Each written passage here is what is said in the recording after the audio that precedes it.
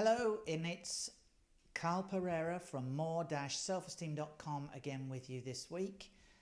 Today's topic is how to recover from low self-esteem after suffering failure. Before I get into the depths of this video, I just want to quickly go over, everything will depend basically on what you term to be failure.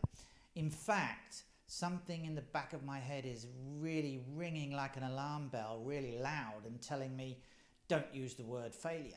Because really and truly, if you want to get a mindset which is really going to help you progress, is going to help you get confidence and be successful in life, you really need to change your attitude towards failure. So before we do actually talk about this topic, and I have used failure in the title, what do you think of when you think of failure? What does failure mean to you? Later on, perhaps, when you're reflecting on what I've said here, I'll give you an opportunity to put some comments in, and you might like to tell me what you think when you hear the word failure. What I'd like to suggest to you is that you remove this word totally from your vocabulary. We shouldn't really be thinking about failure. If you focus on failures, then you're likely to give up quickly if you start something, and in some cases you might not even begin a new project at all because you'll be worried about failing. Actually, there is no such thing as failure. This is the first thing I want to say. Let's talk rather about setbacks. What is the difference? I think hopefully it's obvious, but if it's not, let's just go over that. What's the difference between a setback and a failure? Well, a setback, of course, is a temporary, let me repeat that, a temporary,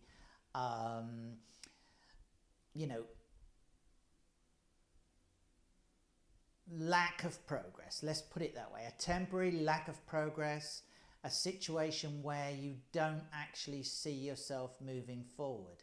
And you may actually be moving forward, or you may be about to have a major breakthrough, but if you view it as failure, you might just give up. Don't do that, okay? So let's talk about setbacks. If you have the right mindset for life, you would just see that whatever you need to do, especially if it's something challenging, and let's face it, anything worth doing is going to be challenging. It's not going to be success after success after success. You are going to have some setbacks, and those are the things which are really going to test your devotion or your commitment to achieving success.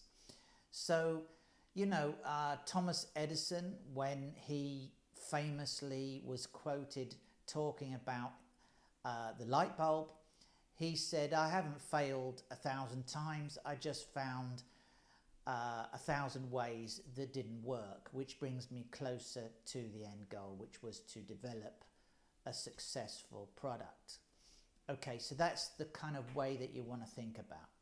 Setbacks can help you to continue on the right path, and can help you by pointing out to you which way is not successful, which way is not going to lead to success. It can cause you to stop and think about what you're doing in a different way. So setbacks can be helpful. In that regard, we could use the word mistake, because let's face it, we're not perfect, none of us, we're all human beings, and we all make lots of mistakes. Even so-called experts can make mistakes. But mistakes, if you regard them in the correct way, you can benefit a lot from mistakes, and you can never achieve anything without mistakes. Why are mistakes so beneficial? How are they so helpful? Because mistakes are valuable learning tools. Now, I know this all too well from my teaching experience, and I have often said to my students that, don't worry about making mistakes. You need to experiment, and making mistakes is good because that highlights what you need to go over, repeat, or improve your understanding of, because mistakes are usually learning steps, and like I said, can be slight setbacks if you want to think about it in that way. Learning is about trial and error is just as important as trial. If you're going to let mistakes and setbacks put you off, you're never going to achieve anything in your life worthwhile. You're never going to bring anything positive into your life. Okay, so mistakes are not negative. Okay, so if you do experience what I put in the title as failure, or if you've experienced something which feels to you like failure because you've got low self-esteem or a lack of confidence, then how are you going to build yourself up, and how are you going to get past that?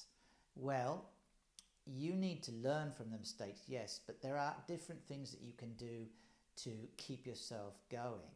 One of those things I've talked about in another video, and hopefully you can see in the link below, in the link description.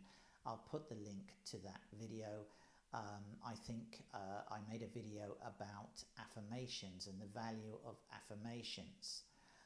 So I do ask you to check that out.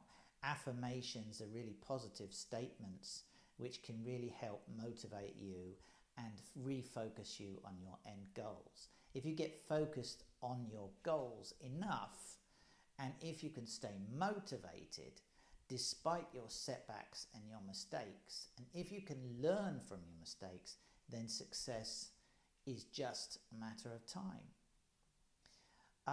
Okay, another thing that can keep you motivated, if you're experiencing disappointing results, if you're experiencing a lack of progress, or if it's not going as quickly or as well as you'd like it to, whatever your project or whatever your goal is, what you need to do every now and again is reassess. You need to see where you are, you need to see and you need to think about where you have come from, because I guarantee any road to success will require successes, small and big, as well as setbacks and mistakes. So you need to enjoy every step you make towards your goal. You need to celebrate every success, no matter how small, and that will actually allow you to enjoy the journey towards the end goal, whatever it is,